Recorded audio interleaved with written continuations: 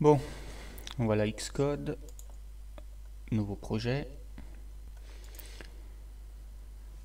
Voilà, pour iOS, une application, plein de modèles différents, mais on va prendre le plus simple. Bon, on va l'appeler géométrie.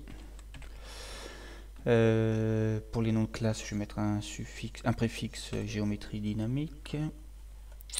On programme pour iPad et on utilise des storyboards et la gestion de la mémoire automatique. Très bien.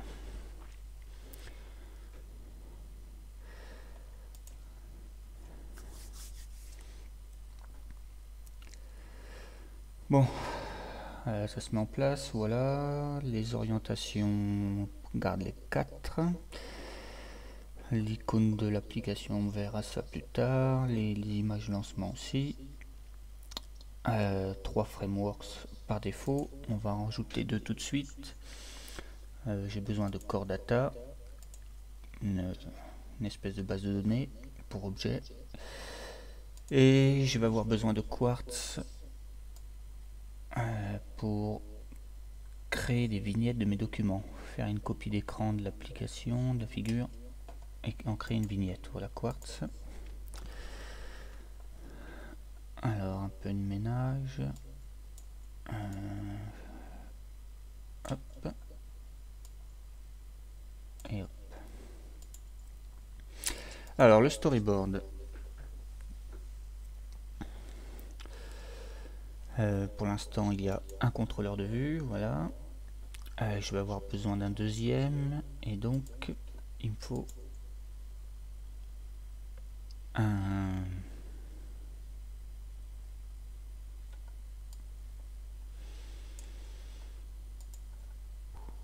voilà. Il me faut un contrôleur de navigation. On va cacher ça. Un contrôleur de navigation et un autre contrôleur de vue. Donc celui de gauche ici sera pour les documents et celui de droite pour dessiner la figure géométrique. Je vais rajouter tout de suite une vue défilante. Voilà, c'est ici. Alors il faut que je sélectionne ma vue. Voilà. Et dans le navigateur, je veux qu'elle prenne toute la place dans la vue qui la contient. Et je vais mettre tout de suite de quoi passer d'une vue à l'autre. C'est dans les reconnaisseurs de gestes. On va prendre un tap que je viens mettre ici dans mon scroll view. Clic droit, enfin clic sur le bouton droit de la souris et je relie à la figure de droite. J'obtiens un enchaînement. Je prends push. Voilà. Ce contrôleur de vue, qu'est-ce qu'il me reste à faire? Je lui donne un nom. Ça sera mon classeur. Oups. Voilà. Tant que j'y suis, un petit bouton. Les boutons, ils sont là. Donc j'ai droit à 2 boutons dans ma barre de navigation. Un à droite, un à gauche. Alors celui de gauche, ça sera la poubelle. Et celui de droite, ça sera pour ajouter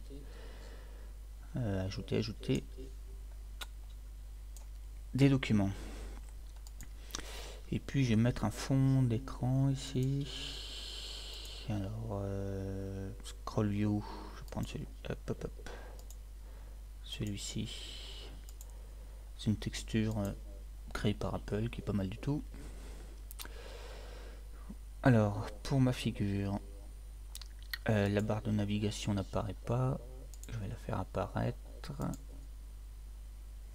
Barre de navigation. Je sélectionne le contrôleur. Alors la top bar, voilà. Donc elle, son nom c'est figure. Je vais mettre une barre d'outils en bas.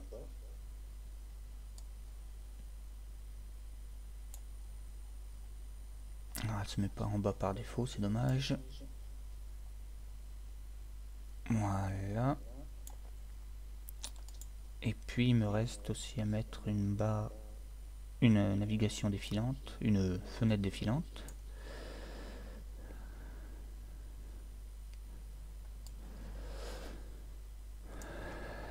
Voilà.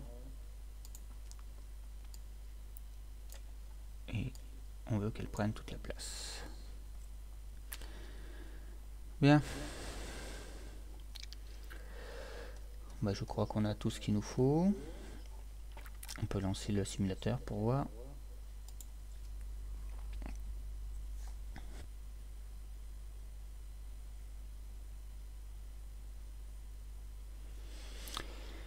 Le simulateur se lance. Alors voilà. Donc le classeur de documents, bien sûr pas de documents pour l'instant. Et dès que je clique, hop, ma figure qui apparaît avec mon outil à gauche qui pour l'instant ne fait rien. Et je peux revenir au classeur. Voilà. Bon, on va maintenant s'occuper du code. Voilà,